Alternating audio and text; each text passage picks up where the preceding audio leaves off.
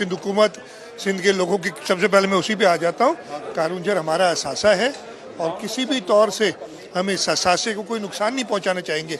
उसके साथ साथ ये मैं ज़रूर करूँगा कि जो चीज़ें, फॉर एग्ज़ाम्पल मैं आपको एक मिसाल देता हूँ।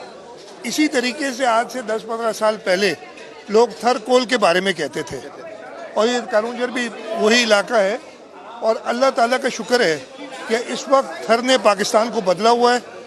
जो कोयला हम वहाँ से निकाल रहे हैं, जो लोग समझते थे कि किसी काम का नहीं है, वो सबसे सस्ती बिजली पैदा कर रहा है और इस मुल्क को रोशन कर रहा है। और इंशाल्लाह ताला इस मुल्क का जो फ्यूचर है, इसका मुस्तकबिल है, वो भी इससे वाबस्ता है। इसी तरीके से कारूंजर की जो कदीमी उसका इम्पोर्टेंस है, उसको नज़र में रखते हुए ये अश्योर करते हैं कि सिंध हुकूमत, पाकिस्तान पीपल्स पार्टी की हुकूमत कभी भी उस पे कोई समझौता नहीं करेगी। लेकिन उसके साथ साथ तरक्की की राह में अगर कोई हायल होता है तो उसको हम ज़रूर समझा के, उसकी इम्पोर्टेंस देख के हम उनको भी कायल करेंगे, जैसे हमने थर कोल के लिए कायल किया था लोगों को।